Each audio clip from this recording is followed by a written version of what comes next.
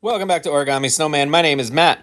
I had a great idea for what to talk to in this. What? Nope. To what? Hey, words.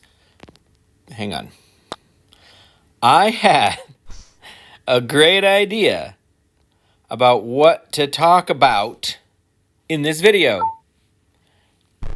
That was yesterday.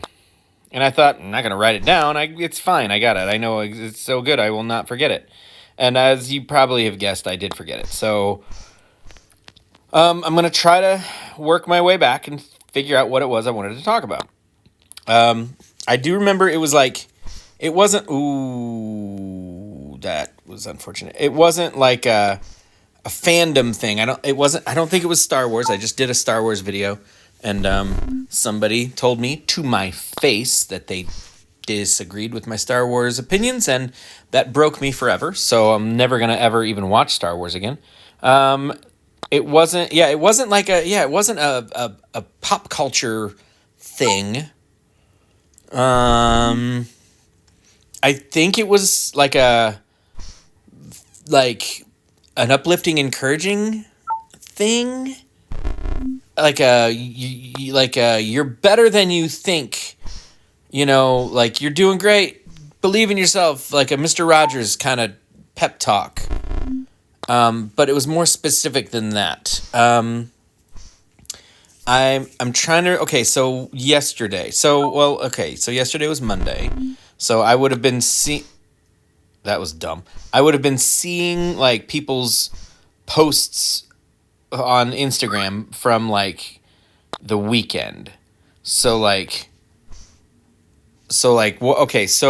prom happened over the weekend. So I see a lot of people posting like prom pictures and stuff. So there's this there's this kid at the high school I drive for. He's in the drama club, the theater class. It's a class. When I was in high school, it was the drama club. You didn't get a grade for it. You just did it. So this kid's in theater class, and he does a lot of performances and stuff. I believe he's a show choir kid, but he's very, very like dramatic and very passionate. When he's on stage, he makes sure you're the only. No, let's back it up. When he's on stage, he makes sure he's the only one that you're noticing. Terrific guy, from what I understand. Very, very... He's not going to let anybody tell him that he can't be who he is. He posted I think he did because other people shared them. But there were pictures of him at prom in this full-length, sequined, like, shoulderless ball gown kind of thing. And he looked fantastic. He looked so confident. More confident than I have ever been in my life.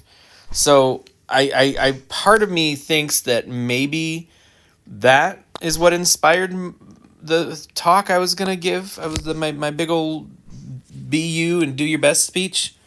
But I also kind of think maybe not. Oh, here we go. Over the thing. No. Oh, nice. Okay, down. This is a hole in one. This is a good one. Nice work, Matt. Good job. So, I don't think that was it. But, I mean, like, kids, do your thing. If you're going to if you're going to dress up for the prom, if you're going to go to all that trouble, it doesn't matter. It doesn't matter if you look good. You will look good, but it doesn't matter if you look good. What matters is that you feel good. Like that you feel like in your heart that you are making the most of the evening. Do you know what I mean? Like, that you're going into it saying, yes, this is the memory I want to have of this night. That's what's important, not what anyone else is going to say, not the pats on the back or the dirty looks or whatever you end up getting as a result, but that you are forming the memories that you want to look back on. You know what I mean? And it could very well be that you're afraid of being embarrassed, of having, adding to the list of mortifications that keep you awake at night. The things that you look back and think, why did I think I could do that? Why did I think I was that kind of person? You know, embarrassment. Let me tell you this one little thing that I've learned about embarrassing moments. When you have an embarrassing moment, the thing that you're embarrassed about isn't the thing that happened. It's not that, oh, I dropped my lunch tray. It's not that, oh, I got hit in the face with a dodgeball in gym class. It's more often than not how you responded to the moment.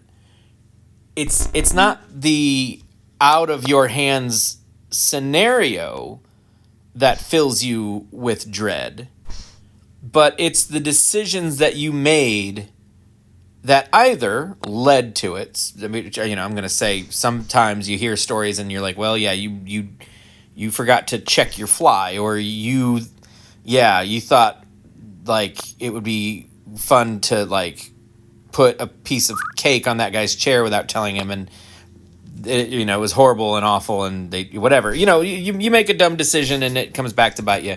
That might be an embarrassment. But what I have found in my own life is your reaction to the moment, to the potential embarrassment, is going to be what you remember.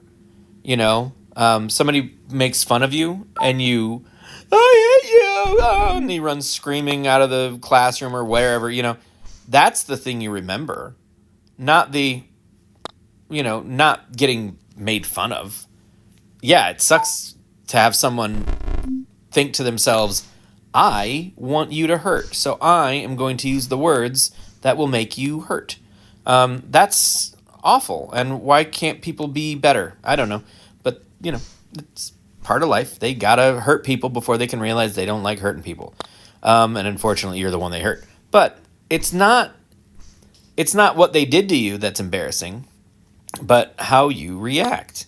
So remember that when you're in a moment and you're like, I'm embarrassed, stop and say, okay, I can be embarrassed now about what happened, but I don't want to be embarrassed later about how I reacted. So I'm going to try to minimize the damage and be real mature and calm about it. I'm gonna pick up my lunch tray and I'm gonna clean up the food I dropped, and I'm gonna put it all in the trash, and I'm gonna go to the bathroom and clean myself off, and I'm gonna try to handle this like an adult, and turn that around into a thing that you're like, hey, y'all remember that time I acted like an adult? No longer embarrassed, are you? That also is not what I was going to talk about today, so let's move away from that. Okay, so it was definitely like an uplifting thing, like you guys are awesome and amazing and you should know it, or you're I feel like the more I talk, the further away. Is it farther or further? You guys listen. I have always thought that if it's an actual distance, then you say farther. But if it's like a metaphorical, like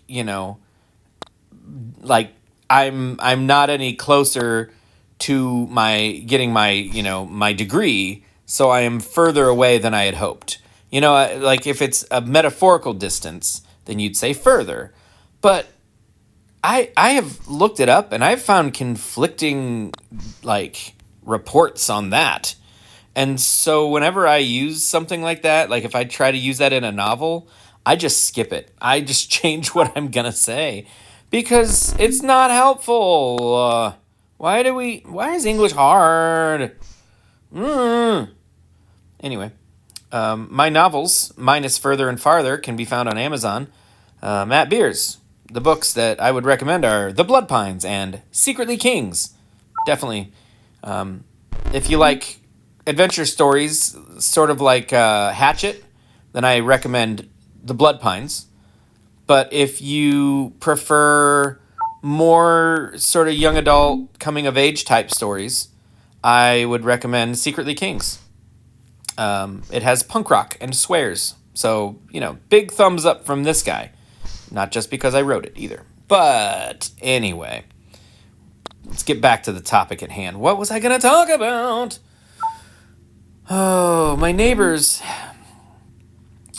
My neighbors live on just under a third of an acre of land. That includes their house and a shed. The shed, as far as I can tell, it serves one purpose and one purpose alone. Like it is literally the only thing that shed exists to do is to house their riding lawnmower. We live on just over half an acre, and we do not have or feel the need for a riding lawnmower. We have far, far, far more land to mow. I know a half acre is not a lot, but if you could, we have a lot more land to mow than our neighbors, yet I don't know. Okay, whatever. It's beside the point. It doesn't matter. I'm judgy now. I'm judgy. They also have 2 teenagers who do not mow. But whatever, it's fine. I have 2 teenagers who don't mow, but I have one 20-year-old who did mow. He did a great job. I was very proud of him. Regular Timmy 666. If you see him out, tell him that Dad said he did a good job. What was it? I was gonna say, let's go full. Let's go. Let's just start. Let's lean into it and go full, Mr. Rogers. I like you, and I like me, and I hope that you like me. But if you don't, that's okay. Because I like you, and I like... Now, that's almost Barney, isn't it? That's not Mr. Rogers. Oh, boy. I did grow up watching Mr. Rogers. Mr. Rogers and Sesame Street and Bob Ross. These are the things that, like... Here in Indiana, we had, on TV, we often refer to it as the Farmer Five. And if you're from Fort Wayne, you know exactly, if you're my age and you're from Fort Wayne, you know exactly what the Farmer Five is. And you could rattle off the numbers, 15, 21, 33, 39, and 55. Those were the TV channels that you got if you lived in the Fort Wayne area. Unless you wanted to pay for cable.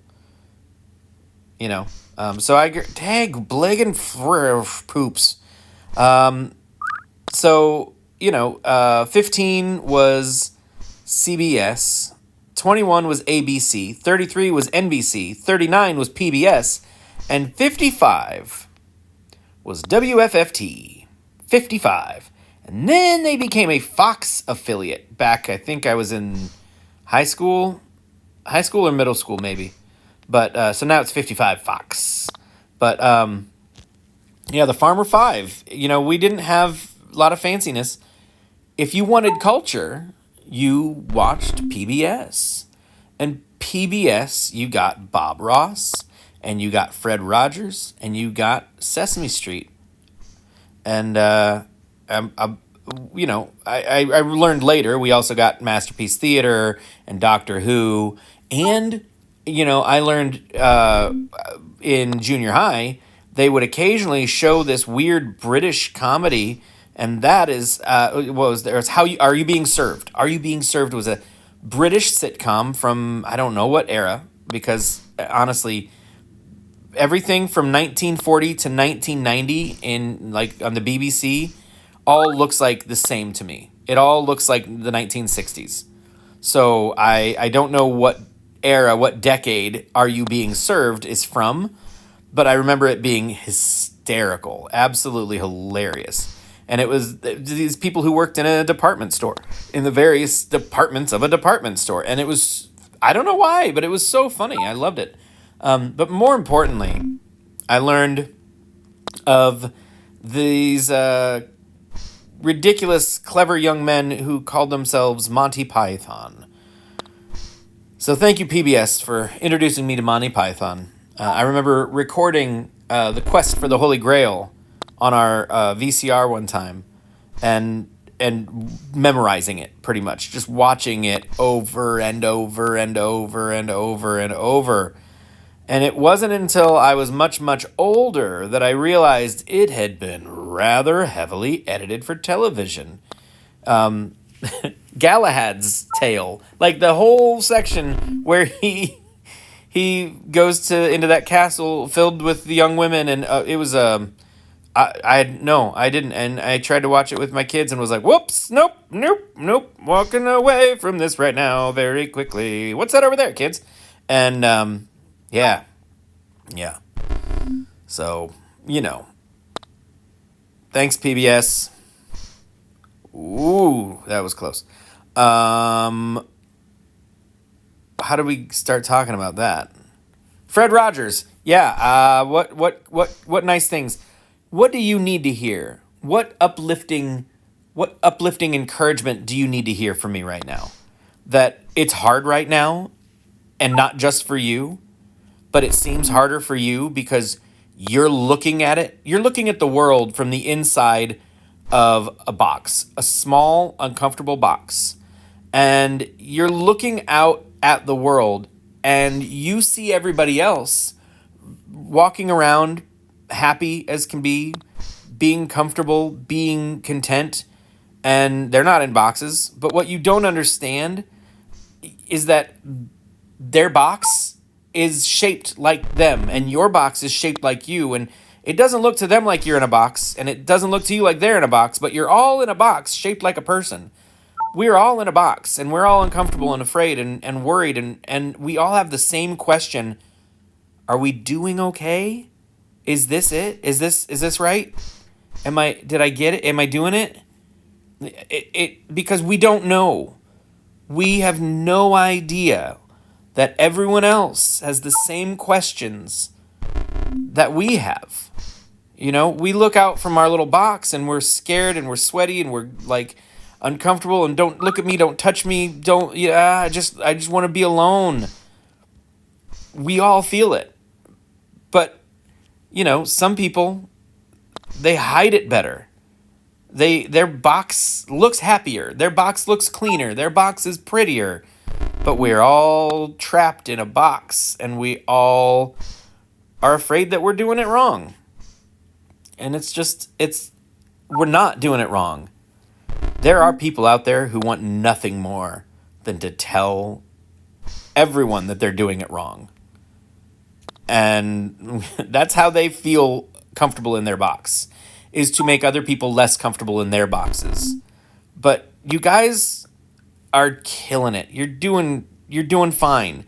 You don't feel fine, and I know that. And I know right now you don't feel fine, and I know you might not feel fine for a long time. But better is coming. Life will get better. There are a lot of just amazing things to experience. There are places to see, there are songs to hear, there are movies to watch, there are books to read, there are foods to taste, there are people to meet. There's so many exciting things to experience, but right now it's hard for right now. And I'm going to tell you, your right now might be a lot longer than you can stand. So what I want to encourage all of you to do is find a thing to look forward to. Like, find something tomorrow. Make yourself a promise. Like, okay, tomorrow I'm going to have waffles with chocolate chips. Okay? That's what you're going to tell yourself. Tomorrow I'm going to do that thing. And then when you wake up tomorrow morning, you say, today's the day, waffles with chocolate chips. That's what you're looking forward to. That's what's going to get you through today. And then tomorrow you're going to tell yourself that the next day I'm going to watch 5 episodes of my favorite show. I'm going to just snuggle into bed and I'm going to get my phone and I'm going to watch 5 episodes of The Office. And I'm not going to feel bad about it. I'm not going to tell myself that I'm wasting my time. I'm not going to say, this, you should be doing homework. You should be doing this. You should be cleaning. No, you're going to give yourself that thing to look forward to every single day. Because sometimes life is a lot harder than it should be. And I get it. And it is. But I want you to stop making it harder. There are enough things in the world that are making your life hard. You don't need to contribute. Your job is to try to make your life better and make your life happier. And if that means cutting people out, then cut people out. If that means apologizing to someone, apologize to someone. If that means going to someone and finding a way to help them, then find a way to help them. Whatever you have to do to make your life a little bit better, that's what you should be doing. Not telling yourself that you don't deserve it. Not telling yourself that you are a bad person. Not telling yourself to give up, to not chase your dreams. No. Don't do any of those things. That's not your job. There are plenty of other people willing to do all those things. Let those people make your life harder. That's fine. You don't listen to them, but let them play that game. You take care of yourself. Please take care of yourself. Give yourself treats. Give yourself pats on the back. Listen to your favorite song. Give yourself something to look forward to tomorrow. I love you guys. All to pieces. We got 100 holes to go left in this. And then I'm not going to see you for a little bit because I got to work on a novel. But for right now, I'm here. And you're here. And let's keep it that way. So thank you so much for watching. I love you guys. And I will see you in the next video. Goodbye.